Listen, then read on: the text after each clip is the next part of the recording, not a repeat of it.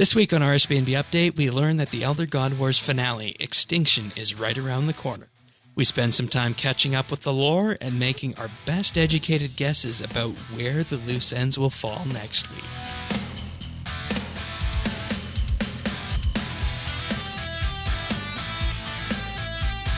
This is RSBANDB Update, episode 875, recorded Thursday, March 31st, 2022.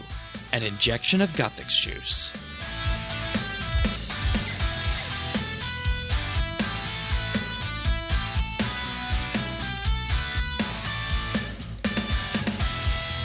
Hello, everybody, and thank you for joining us for another episode of RSBANDB Update. Tanis, welcome back.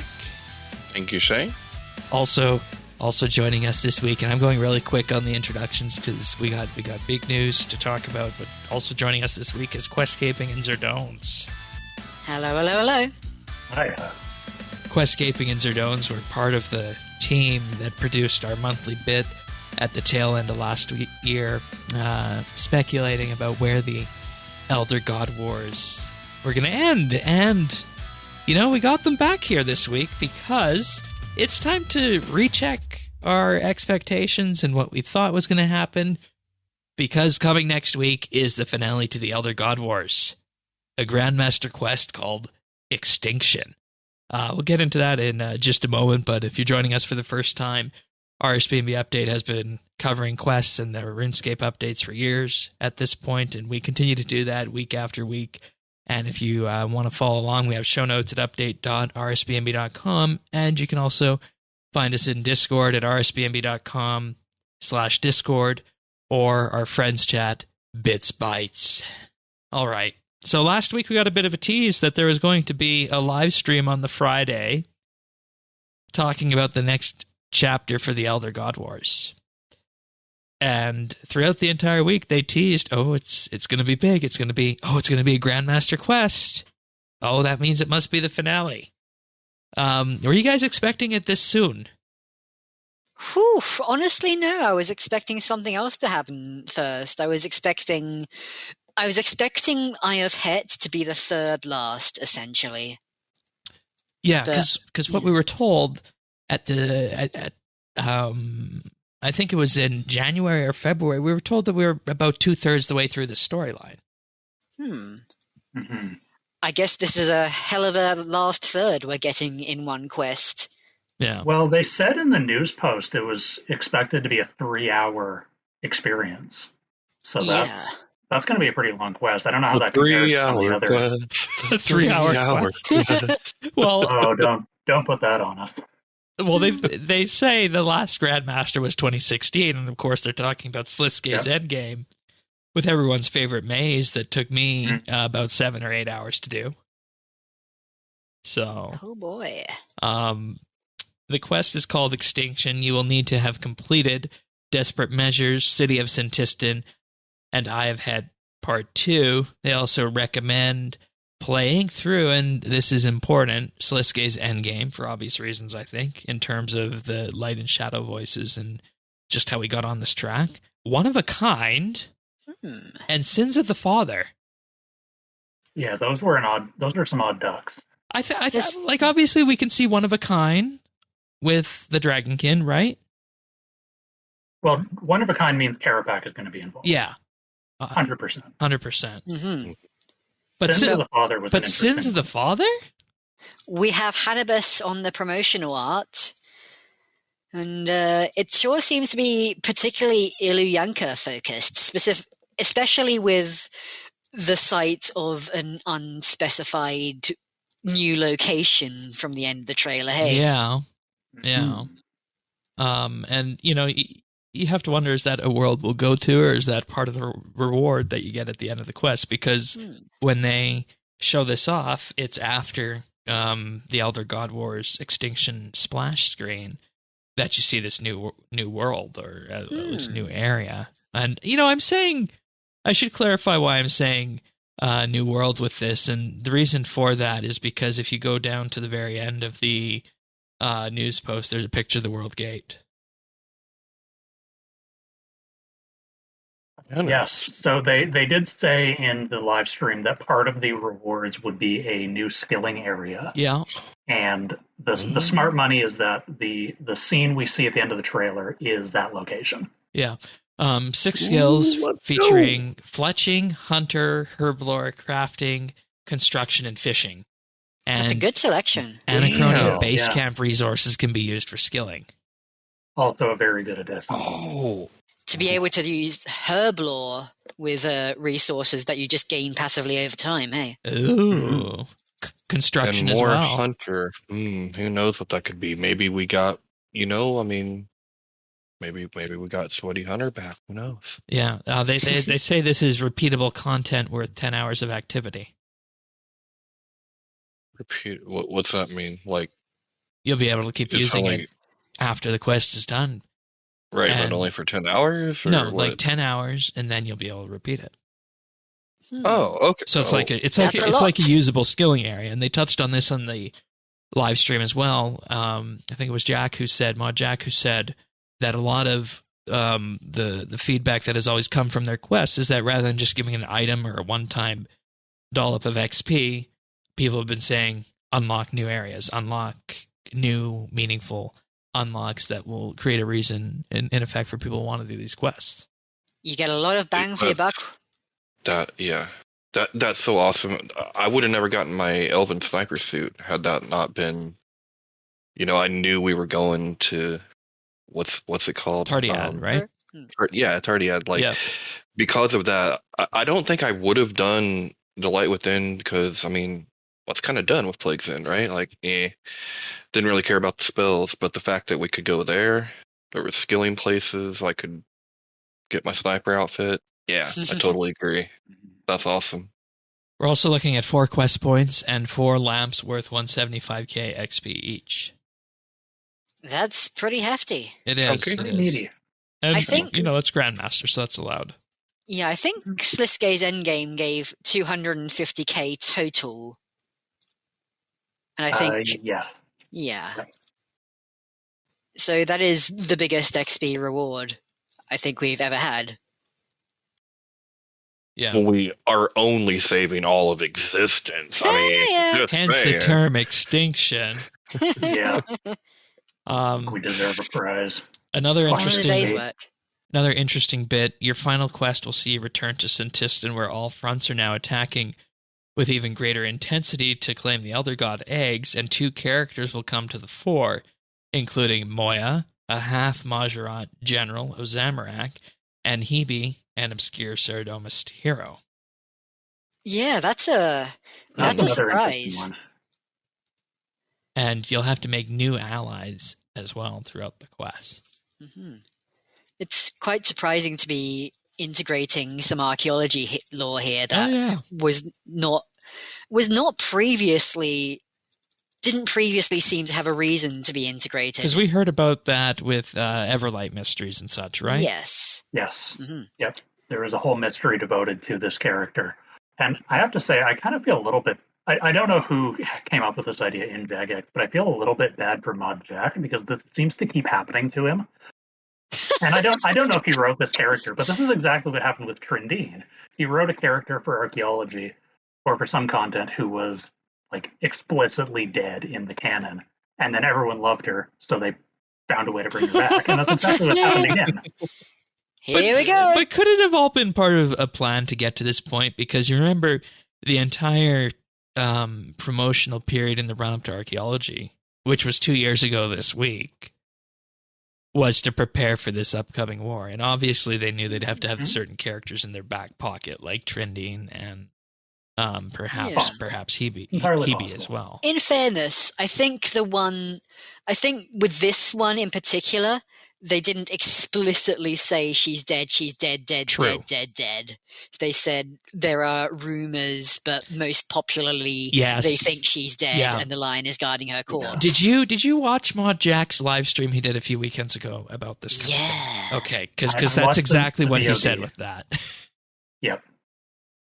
So essentially, that live stream was essentially about removing the ambiguity of dead characters. for one thing. Yeah. Because if a character is dead for half the player base and not dead for the other half of the player base, then you essentially, you only have about half the content for each half.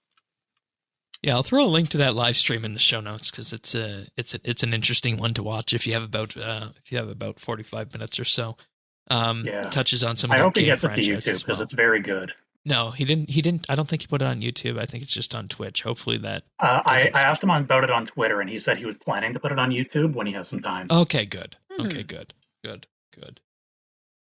All right. So, any other introductory thoughts or ruminations about Extinction based on what we've seen here? Or should we just dive into our list of the big loose ends that we have to tie up? I think we'll cover a lot of mine in that list, so I'm good to move on. Yeah. Okay. All right. Tannis? Yeah. I definitely. I think we're gonna touch on everything with this list, and I'm definitely probably going to ask a few questions here and there. Yeah, it's important too. And since it's been a few months now, since that monthly bit, it's clear to say that we imagined. What we imagined happening after the full front was having the cathedral about to be overrun. What we did not see was the outright take to necromancy or Zamorak's turn, as we saw in Eye of Het Part 2. So we didn't hit that, but some of the bullet points that we had for the unnamed quest going forward, which we now know as Extinction, is that we had the idea that we might be heading into Erebus, the goal of the quest, and this is what our team of people came up with, who we talked for about 10, 14 days on this, didn't we, trying to iron out all these things. It was a long one. It was a long one. A lot of good stuff, though. I remember being out for a walk at 10 p.m. and having revelations and dashing to the outer conference chat. This is it, guys. Basically, we came up with the idea that it would result in us ensuring the Elder God's survival and preventing Zaros from attaining what we thought would be his ultimate goal in Erebus, becoming an Elder God, because we talked about that he took himself off into that direction. And he had Ma's core, Saradoban's crown, and the canister of shadow anima. And the idea behind that is that he wanted to become an elder god with that. And we thought that our goal of this upcoming quest would be to prevent that from happening.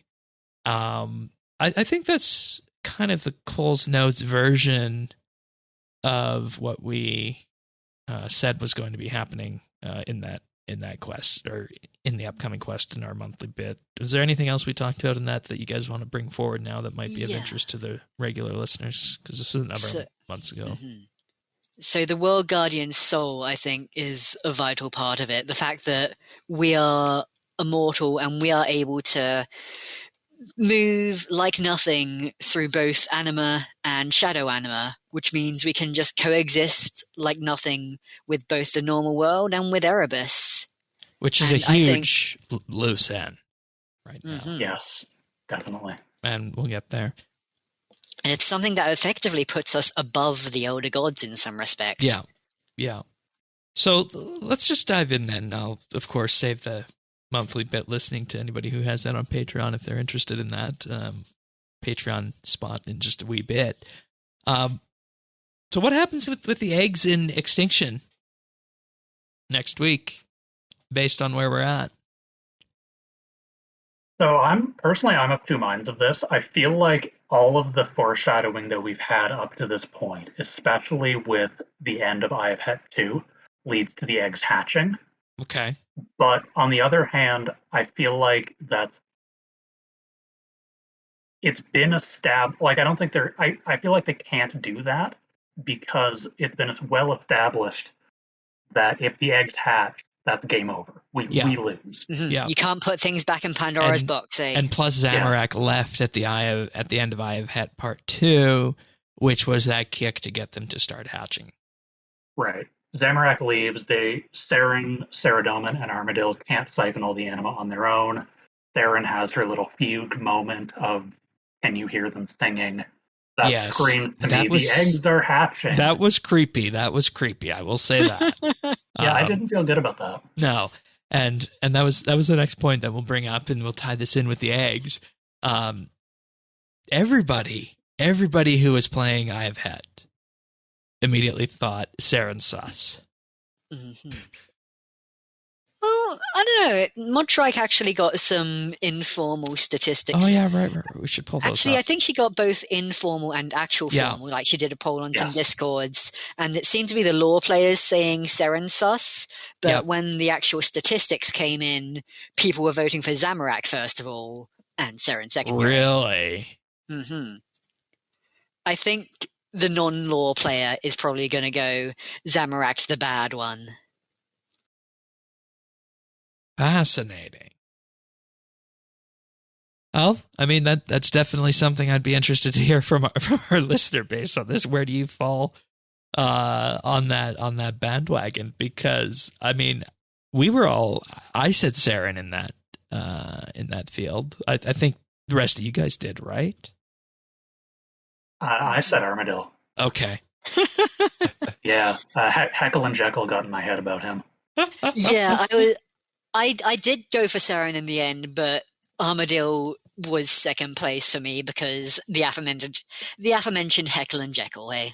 Yeah.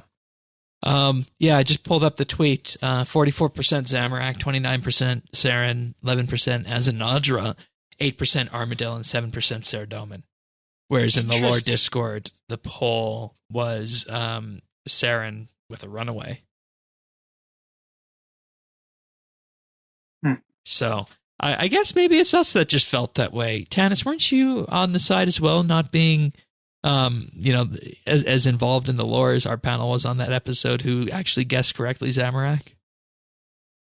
Well, not exactly. I thought Saren was sus, but I figured that Zamorak has such a history, such an ingrained, history that I thought he could be up to his own. I mean, they could have their own agendas, right? Like he could be trying to screw it up too. So I almost feel like they're both sus. Yeah, and that goes back to that line from the Blood Warden. They will all betray you. Does that have anything? Is that going to have anything to do with what we're going to see in Extinction? Everyone's sus in one way or another, hey? Oh, yeah. I mean, I feel like, because the speculation for a long time was that those lines would foreshadow the front, and, I mean, they kind of did. Right. So I do expect that to come into play somehow. And we do have a fifth boss coming. We do. Although the fifth boss, they've said, is going to be related to the next storyline. Okay. But, it also looks to be significantly earlier on in development than the quest. Yeah, I think they said we'll be getting that in the summer. Yeah. So a couple of months yet. But it's supposed to be in about the next storyline. The next storyline is supposed to lead out from this storyline, which this quest is going to. So, I mean, who knows, right? It could tie in a lot of ways. It's just that maddeningly vague enough for everyone to go speculating for several months. Well, yeah, we're doing that right now. The most fun. Hey! What we're here for. If you have an egg that's hatching, though, how do you prevent that from hatching? Because quite clearly that something needs to be done about that in the opening act of the quest, I think. The elder duct tape. The superior elder artifact. Opposite of the hammer, I guess. Is there any way you could just, stop time for a bit so we could play the quest and not worry about it? Speaking of which... Yeah. Go ahead. What, do we want to move on to Karapak now, or focus on the Erebus stuff next, as was on the list? Yeah, there's a whole lot, and it's all over the place, isn't it? Yeah. We need one of those conspiracy theory boards where we can. I was actually thinking of making one of those this week. A physical one? Well, virtual, of course. Okay. We're not going full conspiracy theorist yet. Just wait till I pull the whiteboard up behind me, and then we start doing video explanations based on how certain things are happening in RS, and that might add some production value to the show. Thinking about it, I wonder how much one of those in a stand costs at Walmart or Staples or something. Maybe I could pick one of those up this weekend. Anyways, Carapac or the Erebus stuff first, because we mentioned time and Carapac definitely being involved in this. Where do you guys want to go next? I think we're still on the gods, and we were on the gods, then the eggs. Yeah. That I think that's the sort of locale we're in next. And, Okay. and the Erebus stuff is sort of its own thing. Like Zaros just disappeared one day and we haven't seen him since. All right. So the eggs hatch, presumably. We have these, the three gods that are still there, Saren, Armadil, and Saradomin. How do they factor into what's coming on Monday? Because, do they just, disappear again? Or abandon? Or fight to the last man? Yeah, so they said in the live stream that there would be some involvement with the Elder God bosses. There would be some confrontation, and it wouldn't be like a full boss run, but there'd be some confrontation where we in some way defeat them for good. Oh. Personally, I'm expecting so like quest versions of the four bosses then. Mm-hmm. Personally, I'm expecting Battle of the Monolith.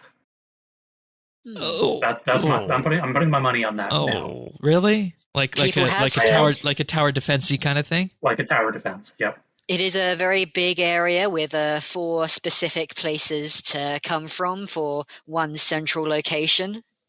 We've got 3 gods and however many generals we can command. We can take bits from for different encounters. Just place literal gods on the map. Okay. Saradomin can stand to take some orders. Yeah. Humble him a bit. Okay. That's one way. What if it's just an all-out direct assault on the cathedral? I mean, there's only so much that armies can do. Yeah. Even tower defense-wise, exactly. Against something that several months have been spent trying and failing to fight. Mm-hmm. Yeah, so maybe they wouldn't go that way. Does Zamorak come back for any of this, or what's his stance currently? Ugh. I think he's going to come back. I don't think he's going to come back yet.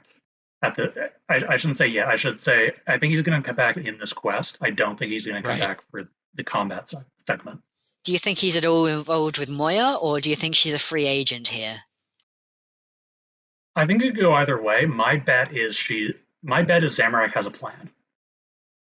Because I don't think it's in Zamorak's character to just wash his hands and say, well, it was a good world. Shame it ends this way. He's clearly been... I think he's got something up his sleeve, and I think Moya is going to come in and be our liaison. Mm-hmm. He organized with General Kazan behind the scenes. Who's to say he hasn't been organizing with other people who aren't currently at the fronts, such as Moya? Okay. Yeah, because why else would you bring Moya in if not to fill that gap of something on the Zamorakian side? And, there's still going to be that big question that's going to hang around for Zamorak, let's just say. Okay. I think question is now that how does Hebe come into this? Because we have a Saradominist and a Zamorakian working together. Yeah, that's going to be fun. It's going to be the new Thok and Karos. Who's Thok? Who's Karos? That's a very good question. Because, I mean, even if you go back in terms of what we know about Hebe from the Everlight dig site, it doesn't provide too much. So they got a very, I think, relatively clean canvas there compared to what you have with Moya. So she's also mysteriously wingless in her art. Yes. yeah, huh? Okay. I've been harping on that ever since we got the artwork. Wear wings. There's a story there. And it's not one the books would tell us. No. All right. So with that, you wind up in a situation where there's obviously got to be some kind of conflict in Sentist, and so we got that going for us. Is it time for Erebus yet? And figuring out what happened with Zaros? Or is that going to be kind of like a very tail end of the quest kind of thing? I'm honestly unsure. I'm honestly wondering if that might not be the fifth front, but I don't know. Or maybe could they just not even mention him at all? No. This is your fate, Zaros. Relegated to irrelevance. I will be mad if that happens. Fair enough. And then, I mean, if we're also going to be mentioning Zaros and Char and all the other people who were sucked into that monolith, what about Tony? Oh boy. Tony, fifth boss. The one who started it all, and now he Tony's going ends to come it. back and smash the eggs and be like, I got this. Tony Combat Ex Machina. Combat achievement for defeating him solely with his mattock. Ooh, that'd be something that only a few people could actually complete.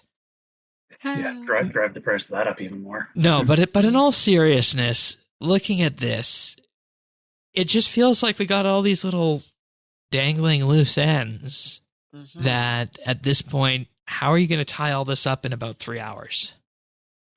As I said it was going to be. We do still need the... Because we've only gone through half of our list here. Yeah, and I don't think... Because even despite all this list we have here, there's nothing mentioning the fact that there is a mysterious shadow of the monolith directly where the eggs are in the boss shadow question. realm. We also haven't even addressed like the fact that as soon as we leave Sintistan, what's stopping the Elder Gods from just smashing us? Like, they're still mad at us. We got to deal with that. And they sure as hell are able to just straight up shoot lasers, destroy Orphan. Yeah. Do you think they can be reasoned with? Do you think they can be communicated with? I think they can be, but will they be open to it is the question. What if we have to play a pivotal role as negotiators between whatever's going on in Erebus and the Elder Gods, because it's actually dangerous for them? It can kill them. And this goes Just back like to they what can they kill said us. at the end of Endgame, Tannis. It's going to be up to us to prove our worth and prove that we should not be destroyed. Mm-hmm. Yep. And this is something we wanted to dive into in the monthly bit about wrapping this up as well. When we did that, is that we came up with the idea: what if it winds up being a situation where we actually end up needing to save the Elder Gods from the hijinks that Zaros has been up to in Erebus? Mm-hmm. I think there's an important distinction between the Elder Gods destroying the Dragonkin, cursing them, have fun guys, and between what's going on here. And it's that we haven't, or at least as the World Guardian, we haven't actively tried to kill the Elder Gods yet. Right. Whereas Karapak was busy playing with Shadow Anima happily, trying to flood the planets already back in the day, and the Elder Gods were not happy with that, but we haven't actually done very much to displease them directly. We have moved the eggs, we have not attacked the eggs. We're still relatively on an even plane. And they started off with curiosity. You are a question. Yeah. We still need to provide an answer. And Well, we've never really if had an I can- opportunity to do that. If I can provide a counterpoint to that, like, we haven't really antagonized them directly. We did steal their kids. They're fine. People tend to get mad when you do that. Not They do. speaking from experience. It's only a non-violent kidnapping, okay? Yep, the parents love hearing that. Mhm. Yeah, from experience. We're babysitting. But Like that's the thing that always gets me is we have stolen their not only their kids, we've stolen themselves. We've stolen their next incarnation. The only reason they haven't turned us into paste is because they can't guarantee at this point that they won't also destroy the eggs, which they don't want to do. yeah, We're only safe so far as we are standing next to the thing they will not destroy. we also have to remember that there's 5 of them and there's only 3 eggs because one was destroyed, the Stone of Jazz, and the other one was stillborn on Frenesque.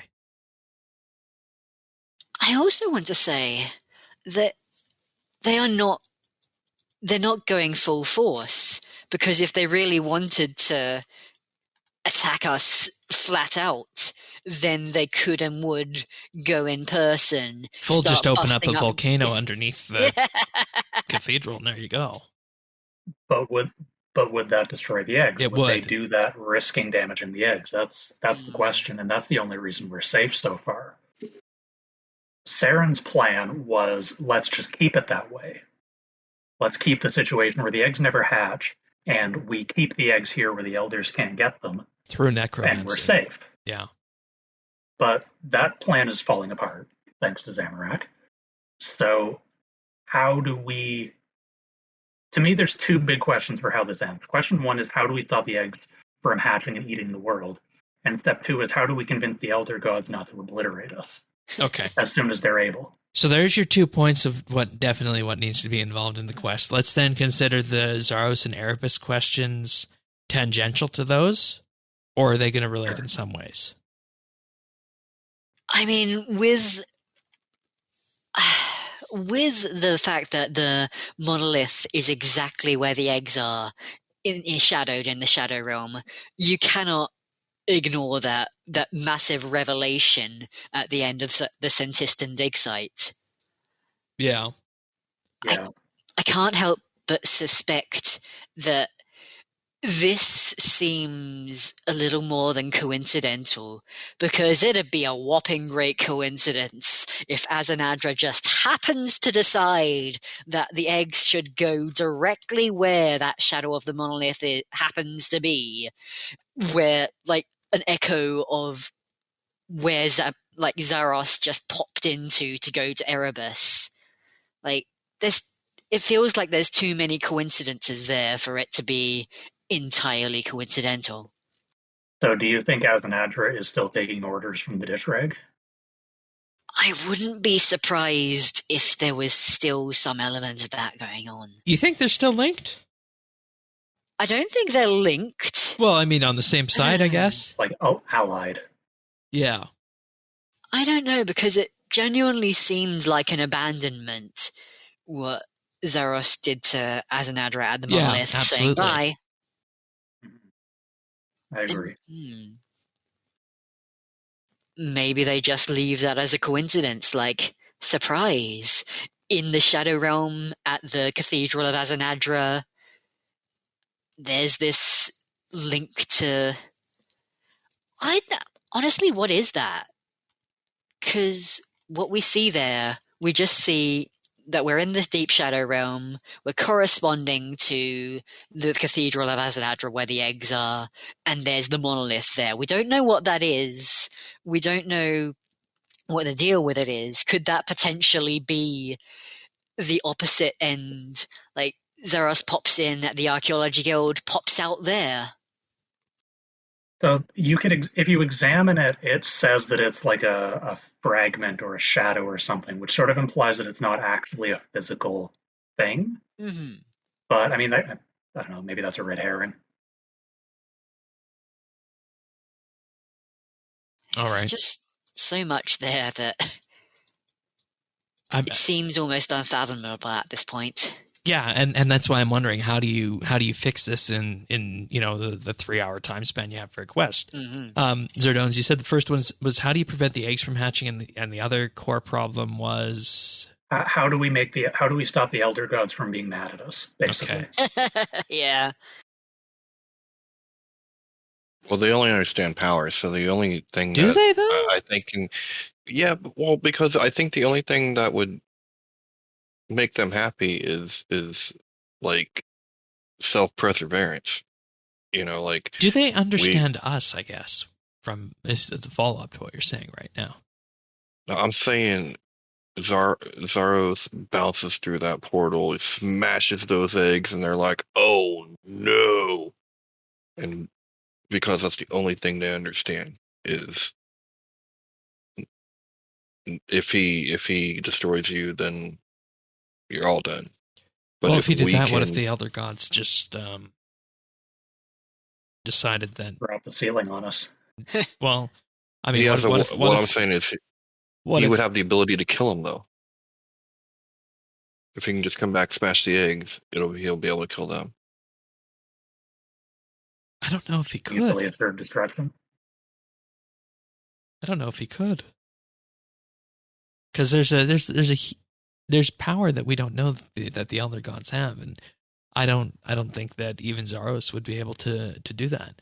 I believe he could destroy it, smash the eggs, and at that point the Elder Gods would really have to consider: do we just glass the entire place, or is there some sort of reasoning we can work with the World Guardian in effect to prolong our existence? This is going to sound really sadistic, but what if we threaten the eggs one by one? We do have 3 to work with. That's dark. God. I'm flashing back to Avengers Endgame and like, do we go back in time and kill baby Thanos? He's a baby.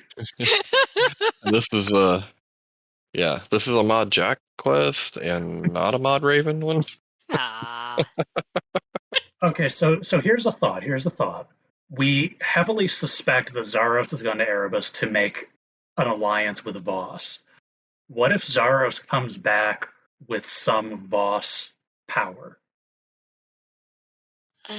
Or because I'm gonna wave the flag, I'm hard on the Voss is thou tact brain. What if Zaros comes back like Kranon came back, the ambassador? So now you have a god with shadow anima, like a very powerful god with shadow anima powers. Yeah. And with that See, being that's what poison I'm to thinking. them, that would be a solution in that regard. If it could be channeled and just not, spread across the entire world. Poison to them and extremely powerful, more powerful than anything shadow anima related that we've seen on Gillinor yet. And maybe that would be enough to make them take notice. Honestly, his plan might just be outright kill our set of Elder Gods, just so Shadow and whatever lives in that Shadow wins forevermore. And Zaros is the victor. Congratulations. Maybe. That would definitely be something that would make the Elder Gods take notice. It would be something that probably only we could deal with. That might be enough. Present them with an equal threat. And our final showdown ends up being with Zaros, not the Elder Gods.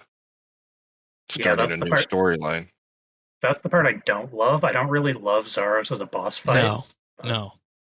It also feels as though, and don't take this the wrong way, it also feels that this is a very simple answer to the problem, and I don't know if the players would be on board with that.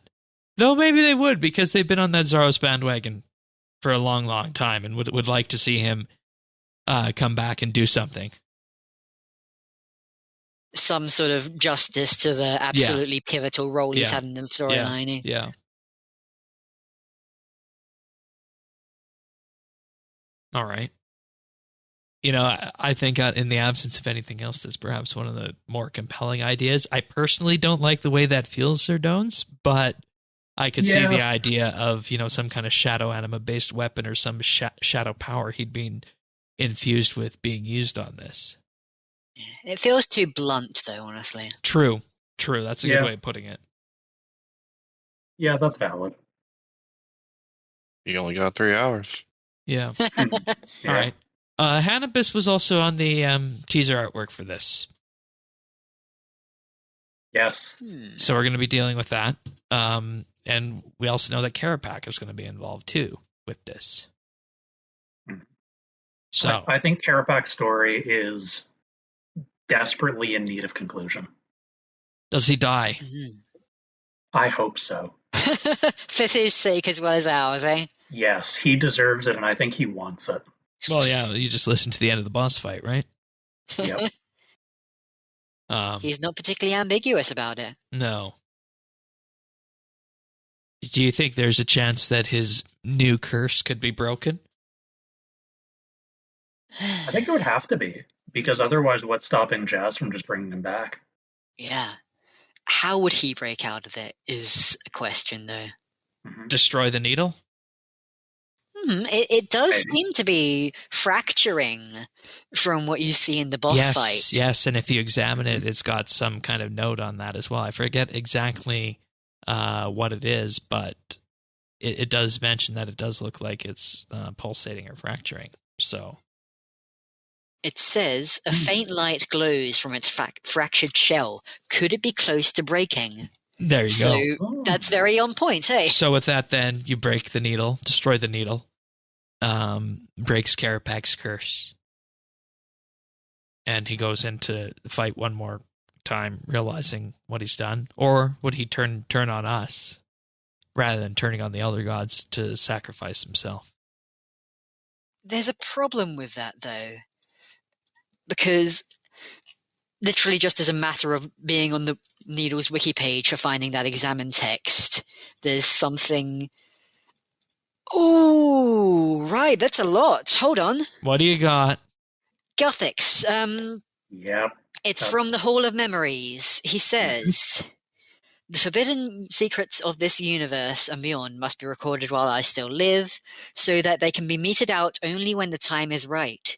The Great Revision, the Broken Needle, the Shadow Breach. If that knowledge is lost, all things shall end. Not just life, not just the universe, everything. Time and space and life and death. So where was this from again? This is from the Hall of Memories. Okay. This is the Krez memory. Interesting. So broken. So we can't do that.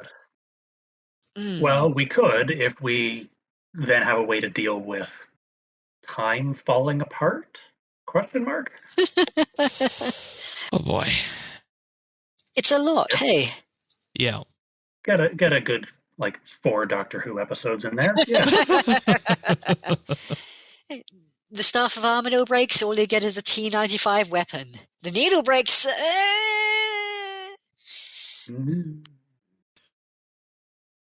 Gotta be a bit more careful there if you're in search of T-95 weapons, eh? Yeah.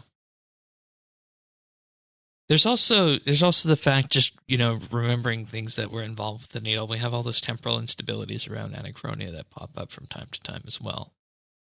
So this is something that is definitely not stable, so perhaps destroying it is not the best option.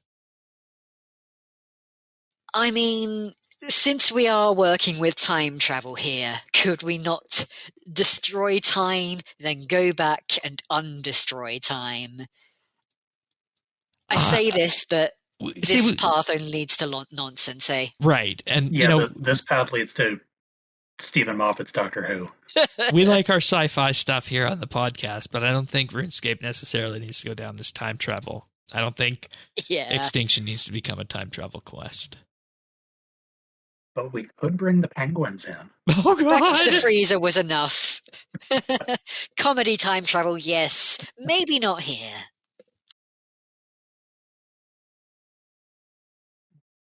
Do we know why Guthix said what he did about the needle being broken as a major problem? I don't think so. Yeah, I think it was just stated and then left as that. Okay. The Shadow Breach. It was stated in Hall of Memories, and then we got closure on that recently. I'd like to thank Guthix for speaking mostly in very tantalizing snippets and not really giving us as the World Guardian much as a clue. Yeah. And some kind of instruction manual would have been nice, Guthix. It would have. Do you guys have anything else on Carapac, or can we move on to the wider Guthix questions at this point? I think he's got nothing to lose, and I think that makes him very dangerous. Yeah. And it all comes down to whether or not the curse is broken again. Yeah. I'm going to make one final note that's sort of tangential to Carapac, which is with Sins of the Father being recommended, I'm kind of expecting to see Vicendathas as well. Makes sense. And that is going to be a very interesting confrontation. Right, because we had that spicy lore when Effigy Incubator ended. We did, yes. Yeah, because Carapac took something from his lab, and we don't have closure on that yet. Mm-hmm. Or I should say, Vicendathas thinks Carapac took something from the lab, but we don't know for sure. Mm-hmm. I know we spent a lot of time discussing that when Effigy Incubator ended, and there were questions still surrounding that. So, though at the time it felt like it was done. So, what are we to say on that? I don't know. Yeah, and it might end up being nothing, but I do expect. I feel like it would be nice closure to get something between Vicendathas and Carapac. Whether or not they'll do it, I don't know. Yeah. Mm-hmm. Yeah. I do want to say it would feel like a bit of a bookend because we saw Vicendathas in desperate times as well. Yep, that's true. Yeah, so he was in those. That's a quest we took a trip to the Dragonkin lab, right? Mm-hmm. Yeah, so in the Needle, yes. Yeah.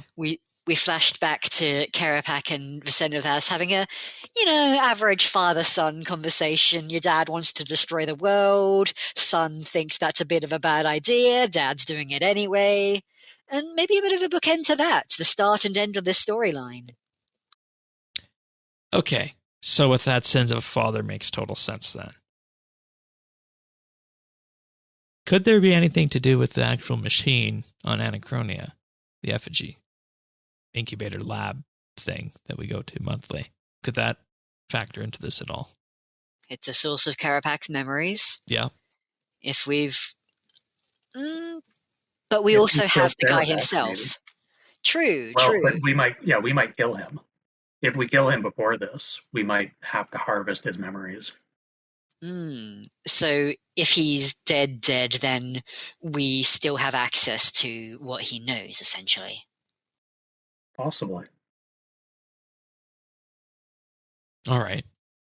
I want to talk about the wider aspects of Guthix's plan, because we've kind of been dancing around that in terms of things that Guthix has said, and I know Questcaping, you and I went back to this week when we were producing the micro lesson about how just important that piece of lore from As an Audra's Quest was. But before we do that, I'll just take a moment to thank our Patreon supporters for this episode, because without you guys, we wouldn't be doing what we do. So in particular, this week, I would like to thank Amos Reid, Andrew C., Arvids L., Big Huge Rat, Bryflex, Christian S., Chunk the Monk, Cook Me Plonks, Diana, Duramax, Elomady, Plaza Man, Free Milk, Jacob R., Jade Gizmo, Jason S., Jeebus, Jesse W., Ling01, Nate the Great, Nick G., Patty the Architect, Pernasius, Renhawk, Ricky A., Samuel FL, Skiotan, Scott DS, Seth W., Stub Eve, Tabby, Taylor B., The Naked Captain, The Lion, Tom V., Zant, and Zazakon. Thank you, everybody, for supporting us. It means the world to us. We just finished last night recording the April monthly bit that's published now on the Patreon platform. The monthly bit is our monthly bonus show, and this one was talking about what completionism means in RuneScape. And Tanis, I think we had a good discussion on that, didn't we? Yeah, I think so. We definitely had some different perspectives, and it was fun. Yeah, and it was one of those monthly bits where we started off talking about the very idea of what comp means to the game, and what we wound up discussing at the end. Well, I'm not going to reveal what it was, but let's just say it kind of morphed itself into something we're going to actually be polling the next monthly bit to talk about, because of the influence it has in how comp and in general completing RuneScape works. So if this episode sounds interesting to you, you can gain access to it and the entire back catalog of monthly bits for as little as $1 a month. Just head on over to patreon.com/RSBANDB. There you'll help us support the podcast, both in the cost for hosting and producing it. And if you want to give a little bit more, we have a $3 a month plan where you get a special rank on Discord and access to high-quality stereo versions of the podcast in addition to everything else. And we also do have the Ultimate Insider tier where for $5 a month you'll receive a shout-out on the podcast each and every week and gain exclusive access to the outtakes that we use for the clip show in addition to everything else. So if this sounds interesting to you, check us out at patreon.com/RSBNB. We're currently just finalizing the process of the $200 Patreon reward. Big thank you ovation to everybody who's helped us get to that point. That'll be going out in April. And of course, we are also working to that Hot Ones challenge. Should we ever reach 500 a month, Tanis, myself, and others will subject our taste buds to a whole range of spice. So that'll be a fun episode if and when we get there. If you want to help us get there, you want access to the monthly bits or anything else, just check us out at patreon.com/RSBNB. Thanks so much, everyone. Thanks, sir. All right. So, Guthix's plan in the World Guardian. Yeah. So in the time that it took for you to promote the Patreon, I have found some interesting quotes from Desperate Times and Azanadra's quest that I think have been a little overlooked. So from Azanadra's quest, Guthix says, I could weave the World Guardian both together. Hold on. No, take the enchantment of Shadow Anima. Hold on. There's a lot here. Let me start from the top. Yeah, please do. Because I know the lore in that, just that Guthix section in the quest was, I think, still being near the end of this, the biggest chunk of lore that we had in this entire series. 5 minutes of voice acted, intense. Yeah. So what it starts with here is that Guthix is talking about the edicts of Guthix, which he himself has been deliberately maintaining over many, many years. But he has to replace it after his own death, essentially. And so what he needs to do is take that enchantment, the edicts of Guthix, and place it within a mortal soul. And that is our soul in this question. So now we have the line, I could weave them both together with some of my own anima and the edict's shadow anima. And I find that interesting that Guthix is actually using himself for this. We actually have some of Guthix's own energy buzzing about inside us. We are just a little bit Guthix. And I'm cross-referencing that with Desperate Times, in that there's something here that I'm not sure if it's a story abstraction, just a storytelling thing, or whether it's a sign of something different. It's a quote directly from Guthix, saying, with my death the edicts fell, the oaths of magic that held them at bay shattered in an instant. It did not take them long to return. And it's just not so much the quote itself, but what it means. That's Guthix talking about events after his own death. So I'm wondering, is Guthix to some extent alive within us still? Is that the shadow and light voice then? I'm wondering so. Maybe in some way. Well, hang on. Light is Guthix, shadow is Sliske. Yeah. Who knows? And that's what it is for us, the World Guardian. Because remember at the end of Once Upon a Time in Gielinor, they said that everybody has those two altering voices. Relomia said rather than being shadow and light for hers were blue and green. Yeah, and that she's the time guardian as well. Speaking of the needle and the broken needle, wonder if that's how we fix it. Because we did build her character up in those quests. Mm-hmm. And that was always something that was just kind of hanging around the edge of whether or not that character would come back for use. Because we talked about it in the first 2 parts of the quest. Then part 3 really finished building her character up. So with that, the question then becomes, Time Guardian, if the needle disappears, does Rolomia take that place and we're the World Guardian? I can't help but think, because... And I realize we're getting away from light versus shadow here, but I feel like Rolomia has to be brought into this. The problem is, Once Upon a Time in Gielinor is not anywhere near the requirements or recommended quests. Good point. Yeah, that was what I was thinking. Good point. Okay. It would be a bit of a long shot for them to... I mean, that being said, it's pretty recent, so I don't think it would be completely beyond the realm of plausibility for them to pull that in. But it's not recommended at all.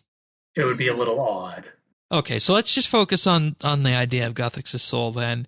Yeah, maybe I think around light. And Sliske's around shadow, perhaps. Yeah, I think if Rolomia has anything to do with it, it might be later. Maybe the broken needle is something we fix later. Okay. Mm-hmm. So yeah, Guthix is in us, and whatever it is we have going on in our soul, it certainly seems Sliske flavored. They aren't masks for nothing. And wasn't there also a discussion that there was some kind of convergence between the two of them, Guthix and Sliske, when Sliske stabbed him? There was a bit of a Guthix into Sliske and vice versa? Yes. The implication seems to be that Sliske absorbed a little bit of Guthix and put a little bit of that into us. Mm-hmm. The exact quote is, from Guthix, I would need to change Sliske as well. He would need to be primed by my own magic, delivered directly and in the purest form. It sounds like he got one great big injection of Guthix juice. Ooh, that's a horrible image. Well, that's the title for the podcast, Prepping the Guthix Juice. Oh, God.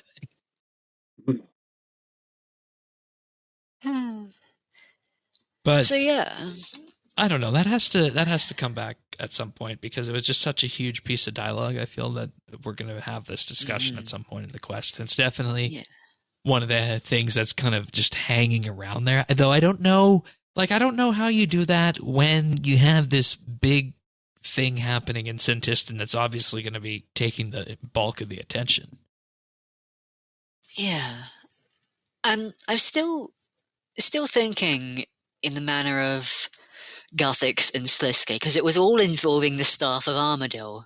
Guthix and Sliske, some form of convergence happens there at Guthix's death. Yeah. And then Sliske, we have the whole thing with Sliske and the Staff of Armadyl in Sliske's endgame.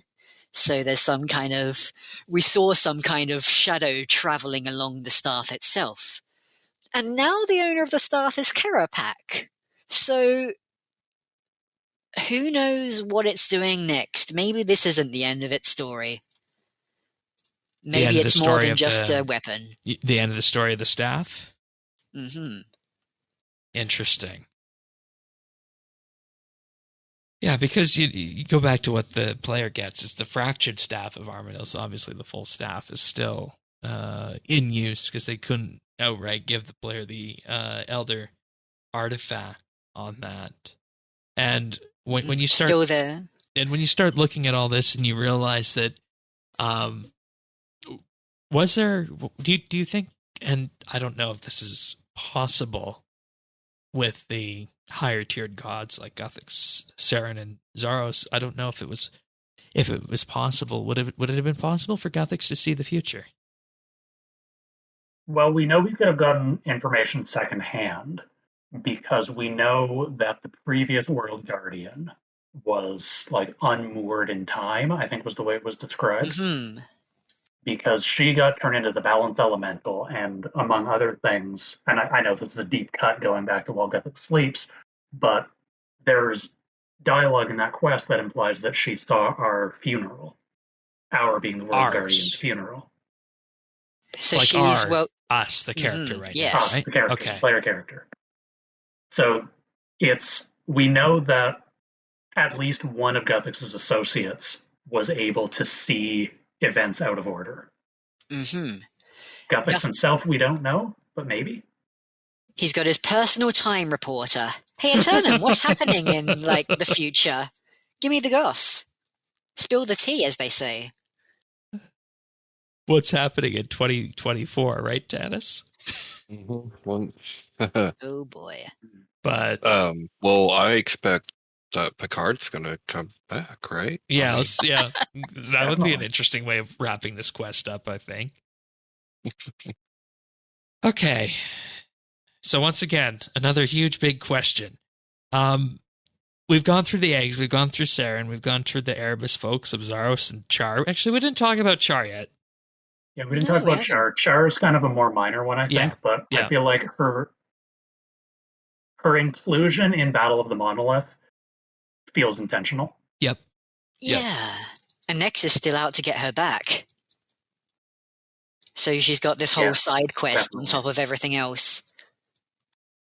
Once again, how do you resolve all this in this final quest? Well, the theory I've been rocking for a long time was that Char would end up being the fifth boss. Oh. But I think that's becoming less likely, given what they said about the fifth boss being part of the next storyline. Yeah. Oh, I got so much revenge to give to her. Ooh, I got a beating to give that. Shadow infused Char. No matter what style it is, I'm gonna just beat her with something, a big stick, something pokey. Hopefully not a flammable one. Got some stuff to work out. It was a very difficult quest for me. Very difficult. Oof.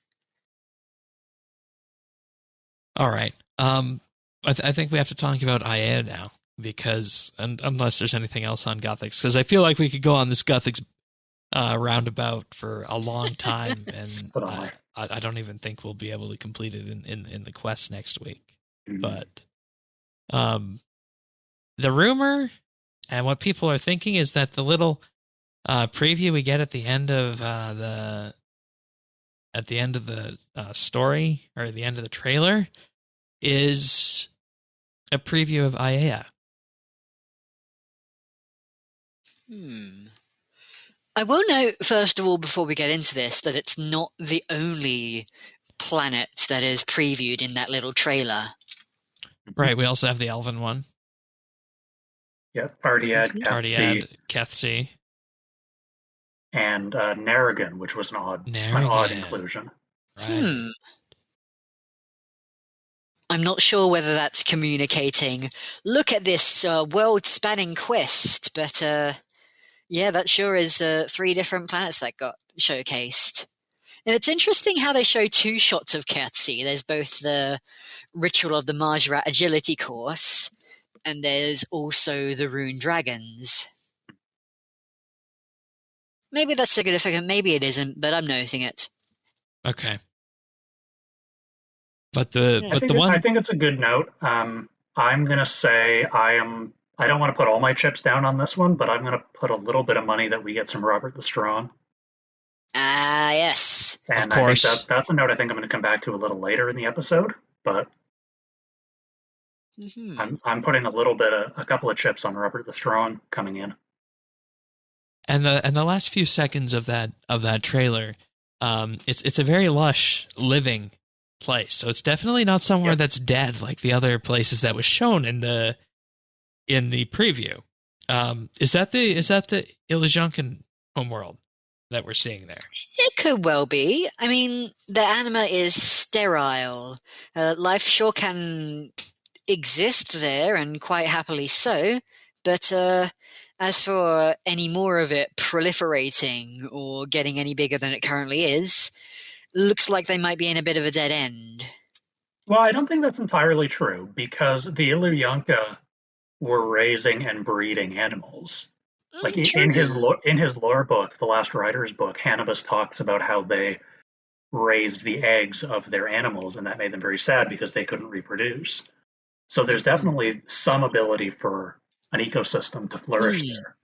I think RuneScape lore draws a distinction between life in general and like sapient life, like humans, Ilyanka. I agree with that.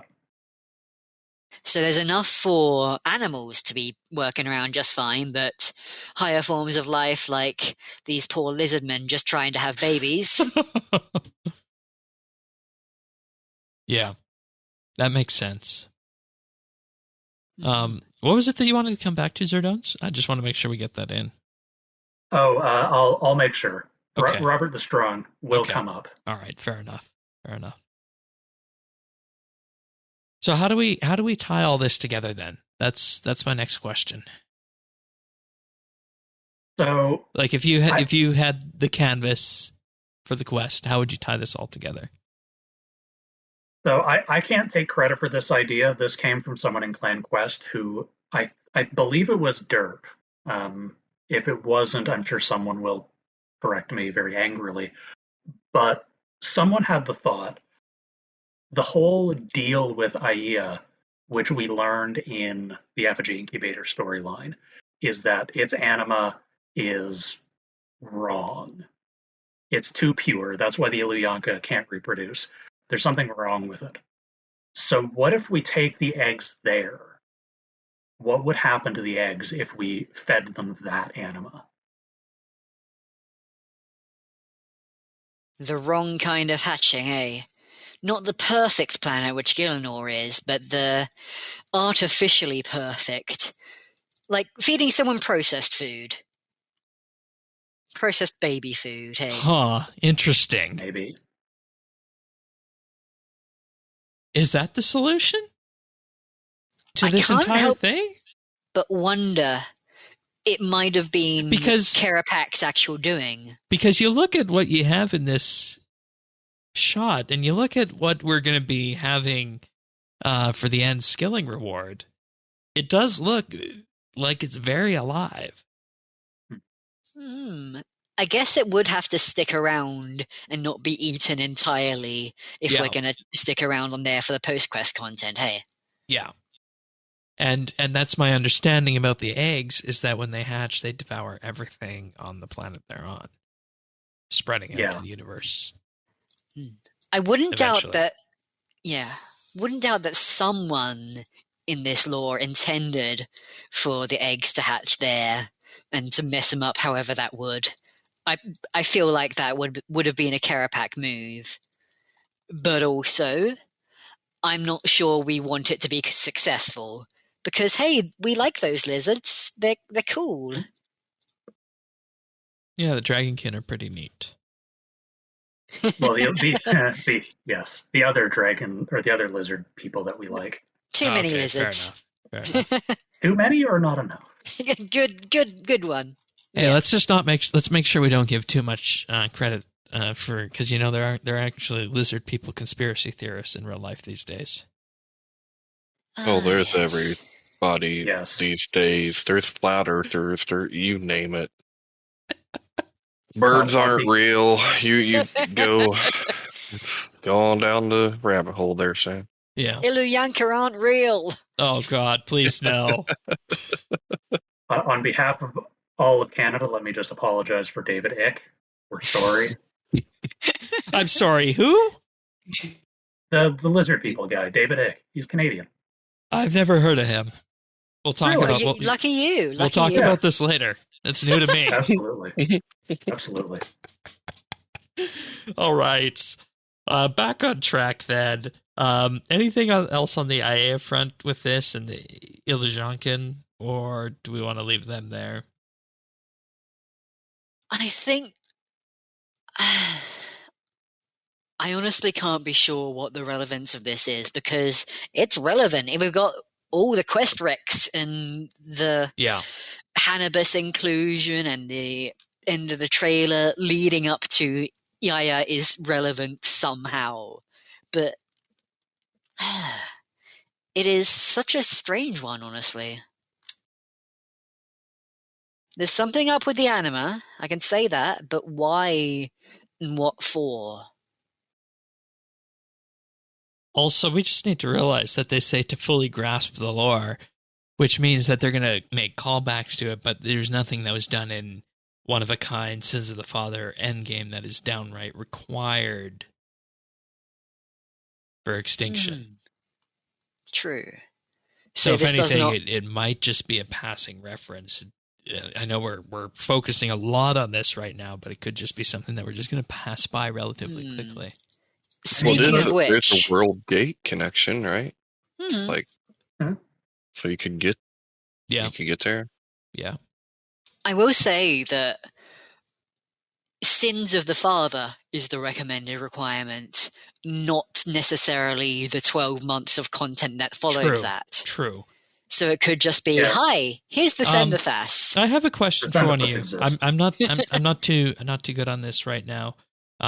If you look at the bottom of the post for Extinction, the World Gate is there, just talking about the different worlds recently. And what is the symbol on the World Gate that they're showing right now?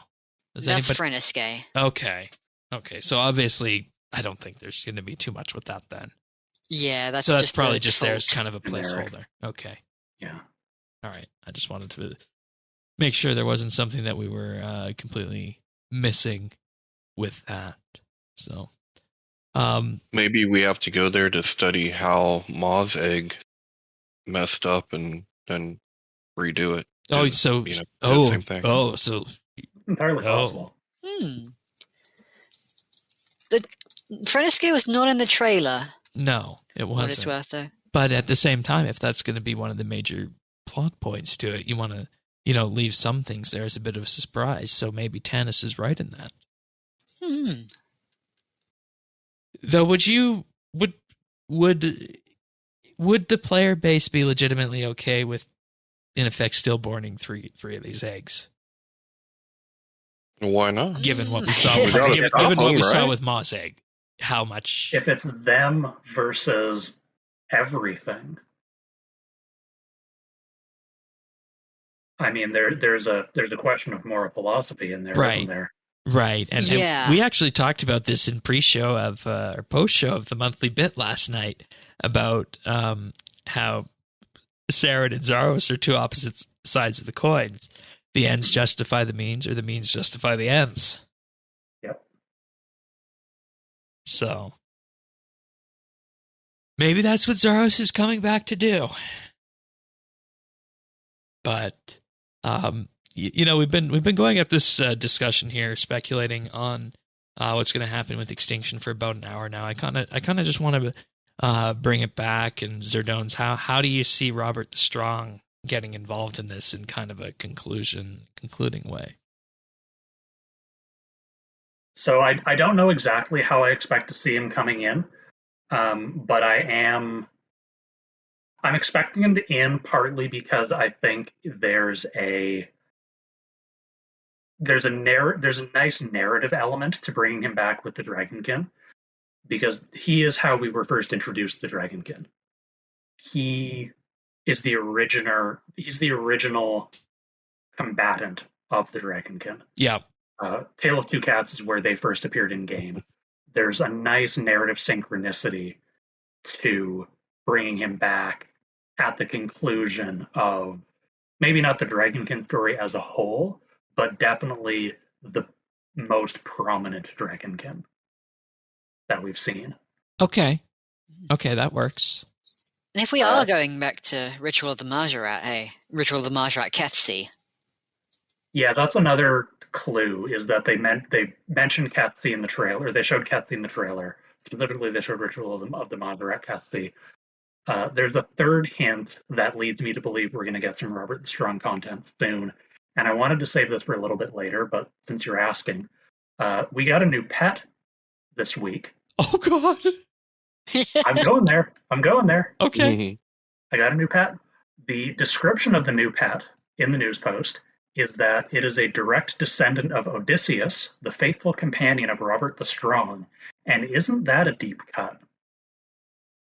Just tying everything into lore in this day and age. Okay. And that's perfect, because we're going there next. And you're talking about the Callista legendary pet. I am. Huh. So the question I have is, you wanted to make a pet. Why make a pet and explicitly tie it to this lore that has not been relevant in a decade? More than a decade. When did Tale of Two Cats come out? Like 2008? Oh boy. Yeah, I think it's in old school. 05. 05. So 17 years. Now, Odysseus has been referenced since. Bob the Cat has a line when you get the Evil Bob's Cat's Paw relic. Oh, it's all going to be Bob. It's all going to be Bob. That's the end, right? That's the end of the that's the end of the storyline. Bob's going to fix it all, right? Absolutely. Bob eats an omelette, an elder omelette.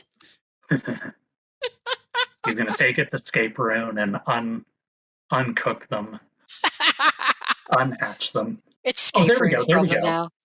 There we go. They'll hatch. We take them to Escape Rune, and they unhatch. Boom. All right. On that note, I think it's time to wrap this up. So you're on Robert the Strong. Any other notes that you want to say before we move on, Zerdones? I think I'm good. I think I've said everything. Tanis? There's too many good options. There's too many good options. Like I'm coming up with stuff, and I'm like, yeah, that makes sense too, and my head's spinning. And this is when you know you're actually getting excited for a piece of content, right? Like when you don't know exactly what's going to be, but you can think of like half a dozen awesome things. And that's kind of where I'm at, just waiting on Monday. All right. Questscaping, any final notes? You have just regressed one uncooking level. Your uncooking level is now 0. Rest in peace. That's all. Okay. All right. Well, we're going to know Monday for sure. This is definitely going to be a launch day quest for me. Yep. So there's going to be a lot of us quarantining away from chat and whatnot that entire day. Just to get the full unique experience on that. We'll have the full episode next week on this and more with that. But let's talk about Callista, a new legendary pet. Definitely the faithful companion of Robert the Strong. It's a cat, and it grows up. Starts off with, of course, the small phase, and then just grows bigger and bigger as legendary pets do. Available for 1083 rune coins or 974 for members.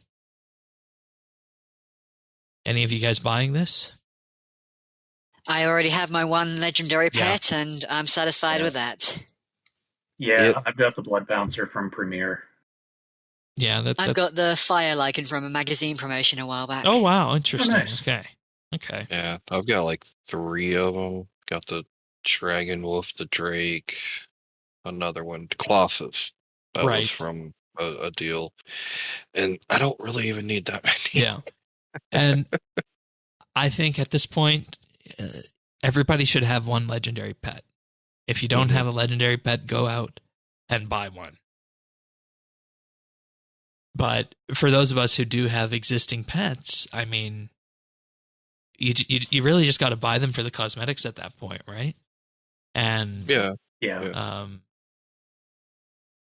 And I will say the animations on this pet are pretty cute. Oh yeah, I like them. One for the cat I'm not lovers. going to buy them, but admire from afar. Yeah. And the interesting thing about this, and for anybody who wants to spend the actual money on this, you're looking at buying 5 bonds for this if you wanted to buy that in game, and at that point, you're looking almost 250 mil based on the current bond prices. So you're gonna have to think really carefully if you want this for how it looks, or if you just need a legendary pet. If, of course, you don't want to drop the money on this. I don't even know how much this costs. How much does 974 rune coins cost if you just purchase it? Because it's been so long since I've actually bought rune coins. No idea. Look for that. I think it's under the account page on that. But currently, if bonds are used, it costs 242.5k per rune coin. I'll do a quick calculation.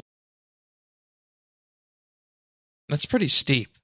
But I mean, hey, if you like the way the pet looks, you're going to buy this. If you don't have a legendary pet, you're going to buy this.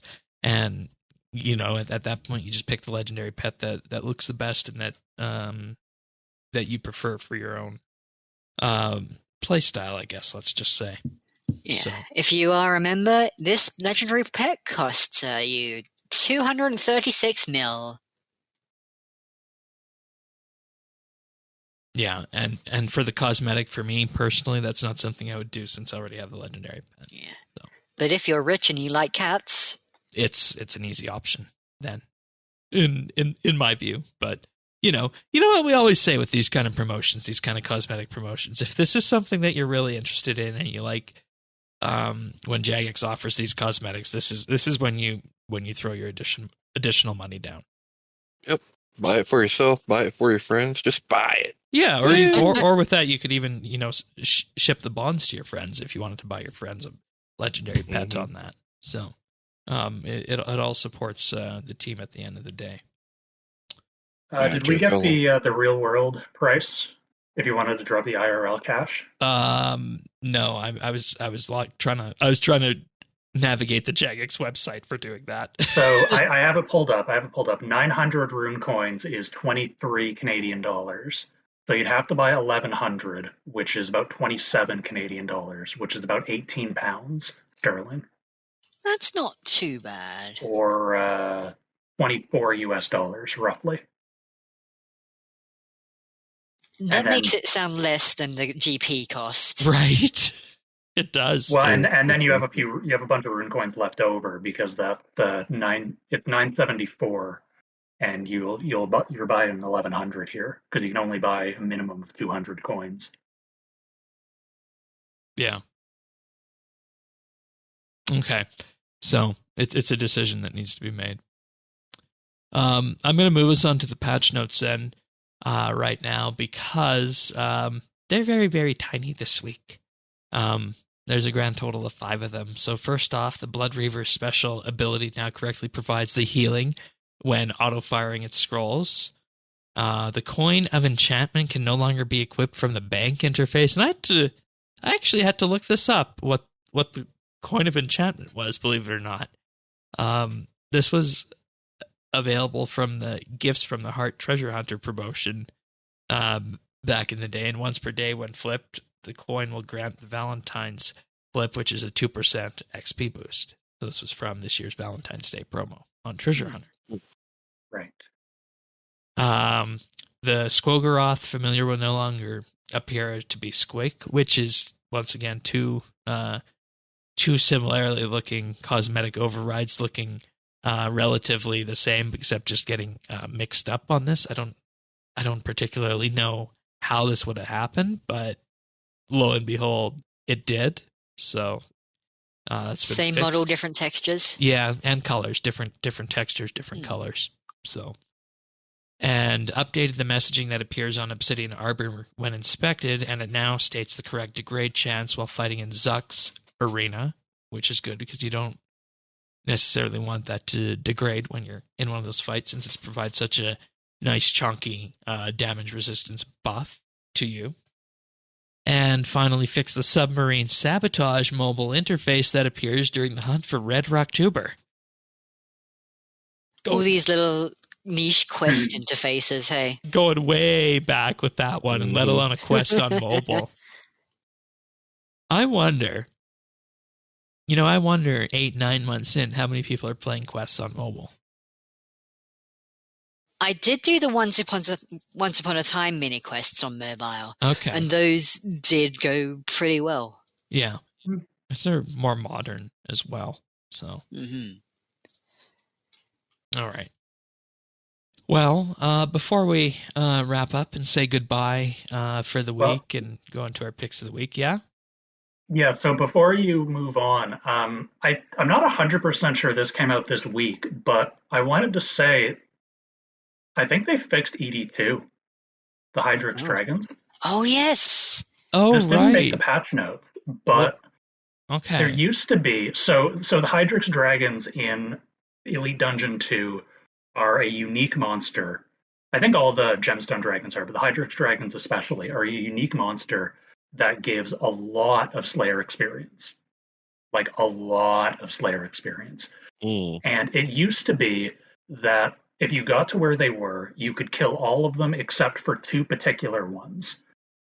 Because if there were two particular ones that you had to kill in order to drop the barrier, which would checkpoint and then just not spawn the dragons anymore. So if you killed all of them except those two, teleported out and teleported back in, you could just farm these Hydrix dragons forever and get ludicrous, insane Slayer experience. Like it's like they were like 17,000 Slayer XP each, base XP. Yeah, I've told Shane before how good Hydrix dragons are. You still haven't convinced me. Well, it's specifically only these ones. Yeah. The ones that are outside of the Dragonkin Laboratory are, like, there's still a lot, but they're not this high. Yeah, yeah. But apparently this got fixed this week. Maybe that's why this wasn't in the patch note, because it's so big. Maybe. Well, it's so big, and it's going to make a lot of people very unhappy. Yeah. And because I know there was sort of the meta for high-end Slayer. Right, and I know there was a discussion last year around when we were looking at other ED bugs and abuse that was going on with that. There was a discussion amongst the community, between the community and Jagex, when something like this happens, how much should this be talked about, both from Jagex's end and from the community's end? We had a very fierce discussion on that here too on the podcast. So. Yeah, maybe it was a conscious choice. I mean, I think it had to have been a conscious choice. I wonder if they banned anyone for this. I can't imagine they would have. This was way too widely used. Yeah, you're right. And parts of that dungeon rely on you leaving and coming back anyway, so it doesn't feel too much of an exploit. Yeah, it's already quite a bit of setup, because you have to kill the first two bosses, which are quite, like, they're not easy. Well, yeah, they're not something that someone who's just casually doing Slayer is going to do. If you're a PVMer, you can pull it off, but it's not someone who's just casually doing Slayer is going to pull this off. So yeah. What's your guys' favorite elite dungeon while you're here and talking about this? 1, 2, or 3? I think 3 for design and lore reasons. Well, 2 is the only one that I've done all the way through on actual difficulty. I've done all of them in story mode. All right. Mine's number 2. Tanis, what's yours? Hey. It would probably be 2 if I ever get to go there. Okay. All right. Fair enough. We got the 2 fans. 2 does have some pretty chunky lore. Yeah. Sure does. I like dragons. Respect. And you had a bad experience with Sirio and such on launch day of ED1. Yeah. We don't. We don't talk about Bruno. We don't talk about ED1. Alrighty. Well, there is one other thing, of course, that we have to talk about. We've been talking about Extinction for this entire episode. But another thing that we did this week is we produced a micro lesson. Questscaping was behind the lore.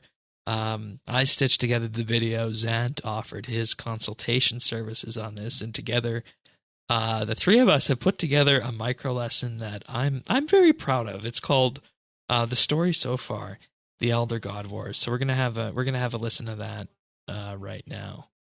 And for anybody who wants to watch it on YouTube, you can find it at youtube.com/RSBANDB. In this microlesson, you'll learn about the lore and story developments behind the Elder God Wars. A microlesson is a short and to-the-point video that teaches you about RuneScape.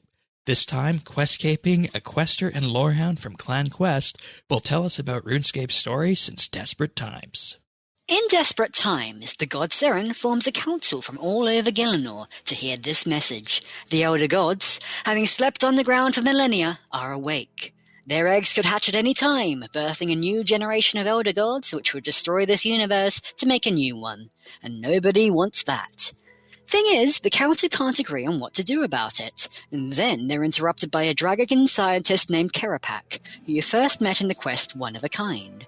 Kerapak, as with all the Dragonkin, has survived the destruction of the last universe. He knows that bargaining with the Elders will do nothing but get you cursed. He broke the Elders' curse on the Dragonkin in the quest Sliske's endgame, but he's not done yet. Kerapak says he'll use one of the Elders' artifacts, the Needle, to put the Elders back to sleep forever. As the World Guardian, you help him out. You enter the Needle, flashing back through some prior events, like the god Guthix just before his death, talking to the Majrat Sliske, a practitioner of shadow magic with designs on killing him. You'll find out more about that later. You take the Needle from its guardian and transfer control to Kerapak, who steals it and flies away. Whoops! Seems Kerapak has its own plan. Using the Needle's time travel power, he pulls a Dragonkin settlement out of history to the present day. This island gets named Anachronia.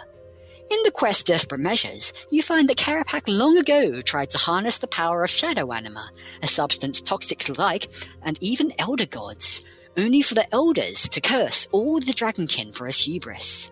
Now, on Anachronia, Kerapak's recovered his old Shadow Anima generator and plans to flood the entire world with it, destroying Gielinor, but killing the Elders in the process. In his lab, he's shielded from the Elder Gods by a Shadow Anima barrier, which you alone are able to safely pass through. Why is that? We get a certain revelation here about your soul. When Guthix made you the World Guardian just before his death, he enchanted your soul with Shadow Anima, such that it does you no harm. You can even harness its power directly in times of need. At this point, you speak to the Elder God Jazz directly. She has you bring in a device called the Eye of Jazz, past the barrier into Kerapak's lab. Through this, she binds Kerapak in a curse once more. Now you've stopped Kerapak from destroying the world. But you haven't stopped the Elder Gods. Time for Azanadra's quest, in which Azanadra, powerful Majrat and High Priest of Zaros, wants to find the Elder Eggs himself. Along the way, you discovered Guthix's hidden memories about you. In making the World Guardian, he connected you through an Elder artifact called the Codex as a source of Shadow Anima, while you equally absorb opposite normal anima from Gielinor around you. Guthix used Sliske's shadow magic to prime the enchantment, but altered Sliske himself in some way as well. And throughout the quest, you've been hearing strange voices. One is light, one is shadow, and both seem suspiciously like Sliske. As soon as you find the eggs, Azanadra betrays you. Over the course of your journey, he and the Majrat Trindine have been working on a plan to steal the god Saradomin's crown, another artifact of the Elder Gods, also known as the Locator. It turns out that many of Saradomin's temple knights have known for years that they serve a different master. With a magical horn called the Frosten Horn, Trindine flips their loyalty from Saradomin to Zaros. From there, Zaros himself pops in to steal the crown. Zaros has a collection here. He has the core of the dead Elder God Ma, his and Seren's mother.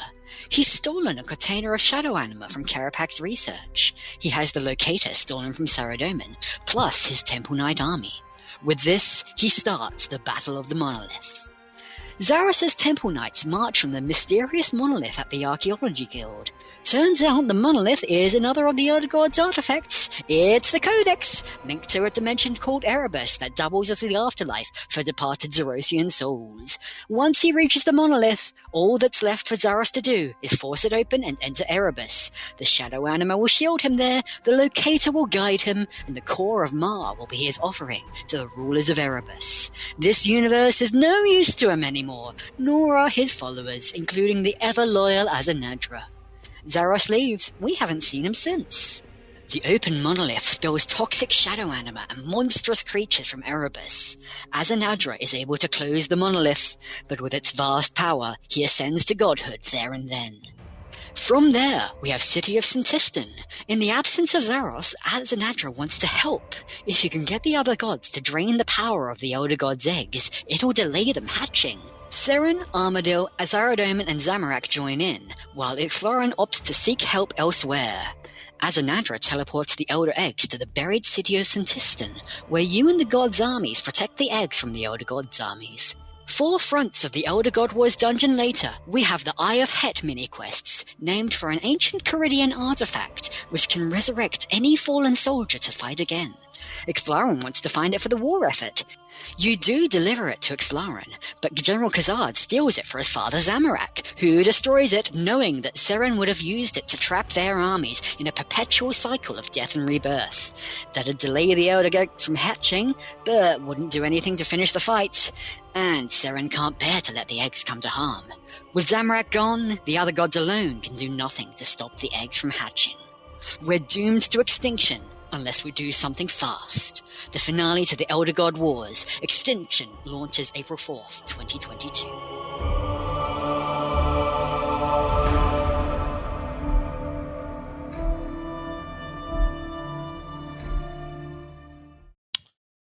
Thank you so much, Questscaping, for that.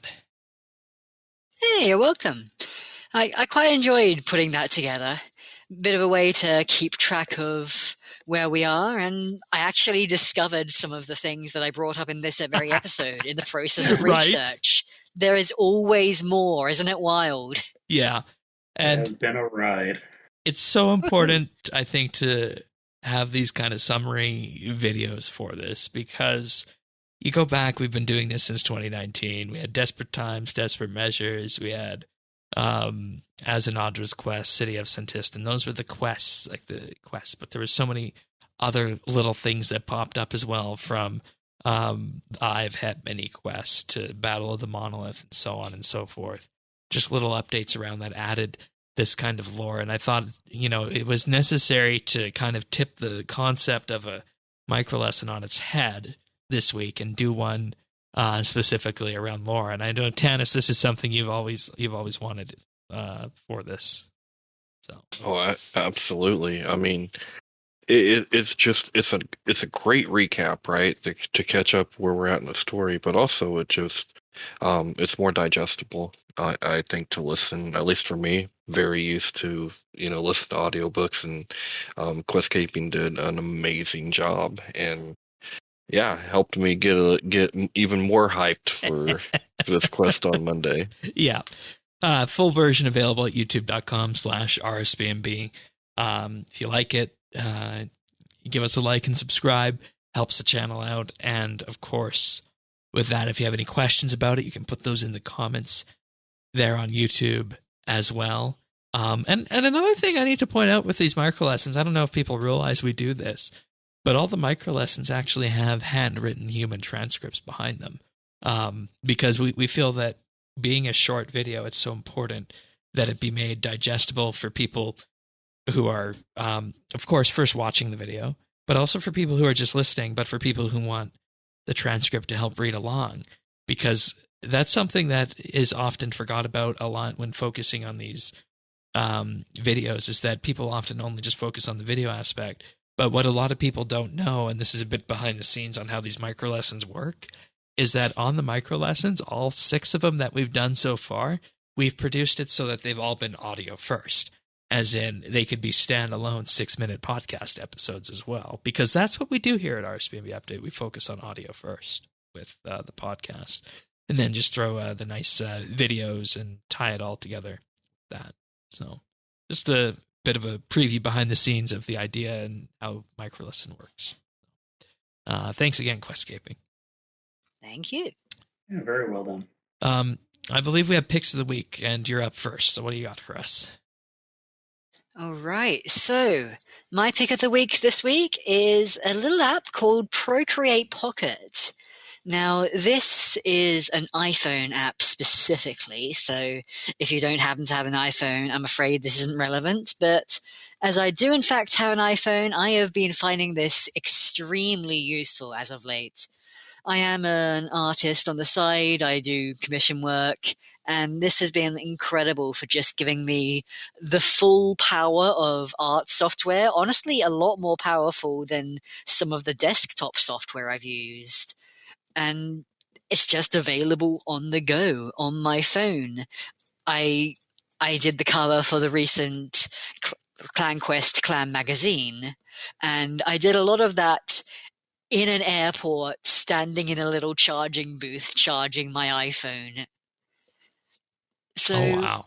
Yeah. Amazing.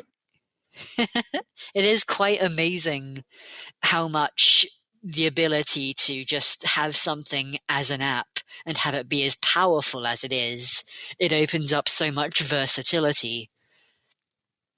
But yeah, there's so much functionality on it.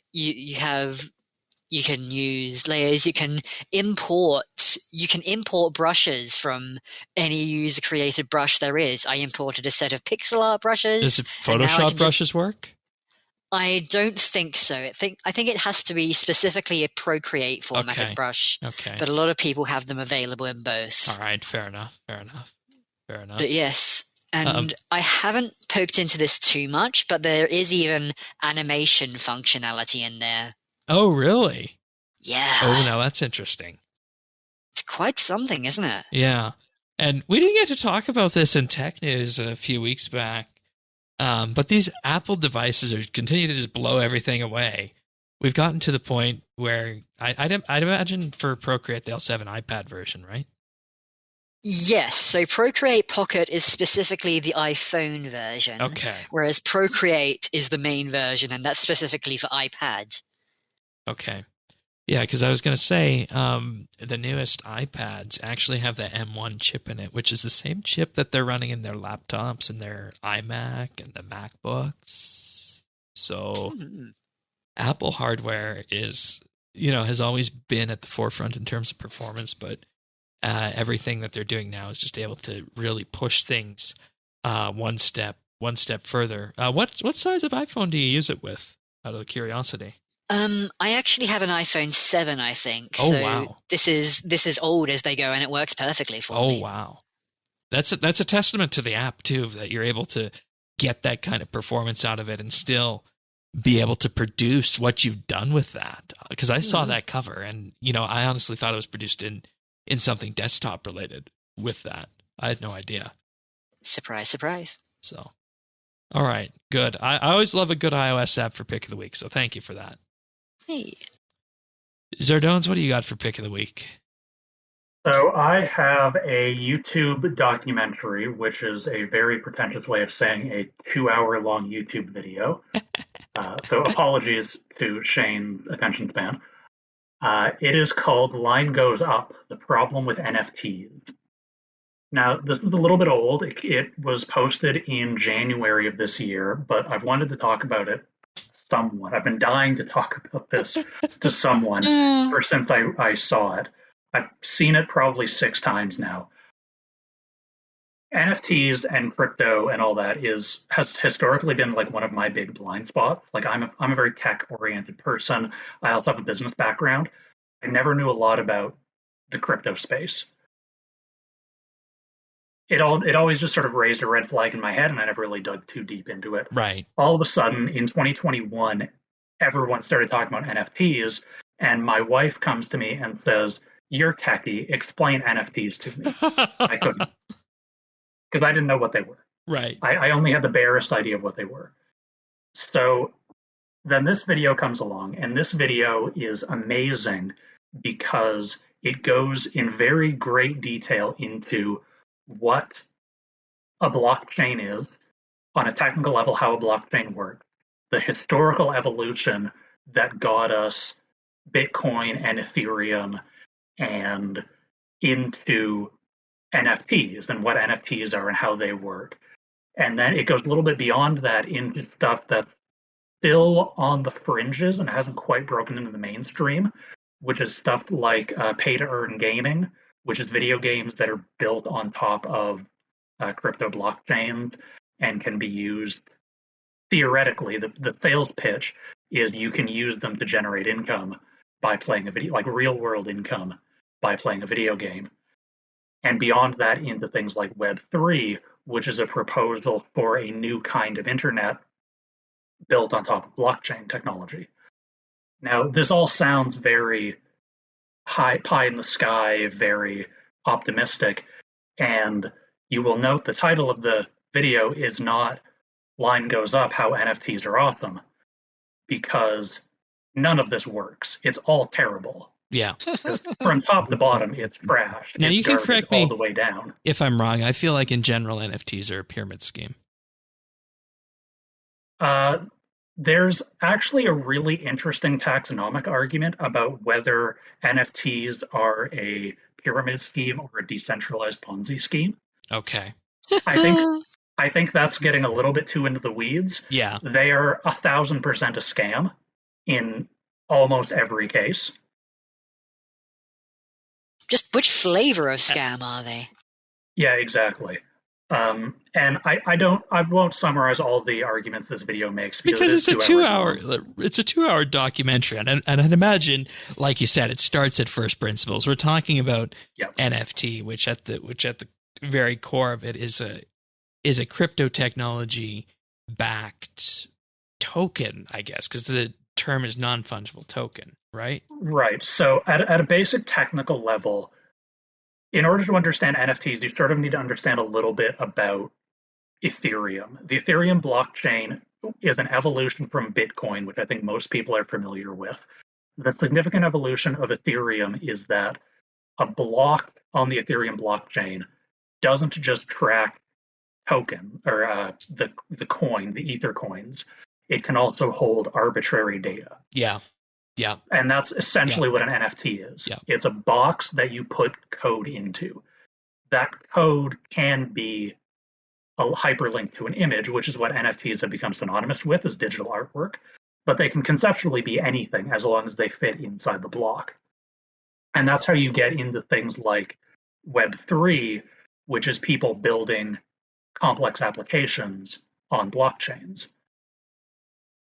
It's effectively building complex applications out of NFTs. I don't know if people just heard my sigh there.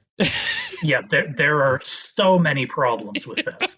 Like I feel like I'm sounding very complimentary as I'm describing it. This is all garbage. None of it works. Yeah, like I can see the problems on the horizon, and I have a vague idea of where they come in. But boy, this is a loaded topic in terms of how long it takes, and at the same time, you're going to have to watch this to get an idea of it. And maybe I will dedicate the time to an ultra long YouTube video on this. Yeah, so I know you've said in past episodes you'd almost never watch YouTube videos longer than 5 minutes. I've said this in pre-show, I'll say it again on the show. If you make an exception for one video, I hope it's this one. It is an excellent video. I will say, don't watch it if you're doing something else, because it's incredibly information dense. So you really need to devote attention. I think the first time I watched it, despite being 2 hours, it actually took me like 4 hours to get through because I had to keep pausing and backing up. Like, wait, I'm still processing 4 sentences ago. I need to. Okay. It is a great video. Okay. I cannot recommend it highly enough. All right. And, with that, I think it's something that everybody's going to need to be aware of, because there's always going to be that next push around the corner of the next so-called latest and greatest thing on the internet about whether or not it's actually going to be that good. So thank you for bringing this to the forefront. All right. We do have some Achievables this week. So starting off on March the 30th, we have Crazy Legs 722 with 99 construction. Derpanu got 120 crafting. Pernasius got 200 million magic. Jakir got 120 magic. Rock Hurge got 120 construction. Brisky 17 got 99 archaeology. Crazy Leg 722 got 99 firemaking. Jade Gizmo got 120 farming. Pony Picker got 120 hunter. And Ultra Dog 177 got 120 invention. Then we have Big Diggy with 99 runecrafting on March the 27th. Crazy Leg 722 clearly on a roll on that day. 99 strength, magic, constitution, and cooking. My goodness. We also had Dawna with 99 prayer on that day. Mr. M with 99 hunter. And Woffins with 99 dungeoneering. And on March 26th, we have Big Diggy with 99 farming, Javandi 52 with 200 million smithing, good for you, Lord Deluxe with 99 divination, and on March 25th, Aleo Sith with 99 fishing, and Brewski 17 again with 99 divination. Nicely done.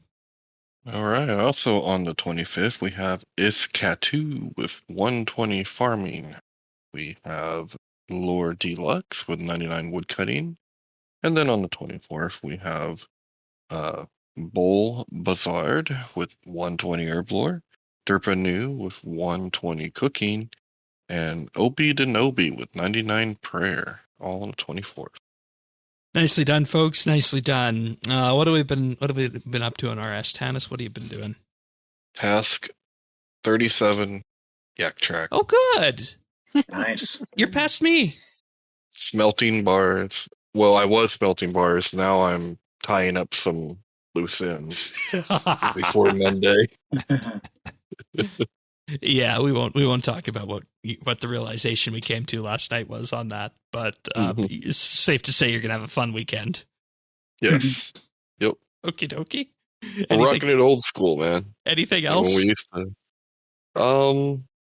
No, I mean that's really been it. I'm pretty fired up for this. I'm excited. I haven't been this excited for a quest in a while. Good. Hey. How about you, Zerdones?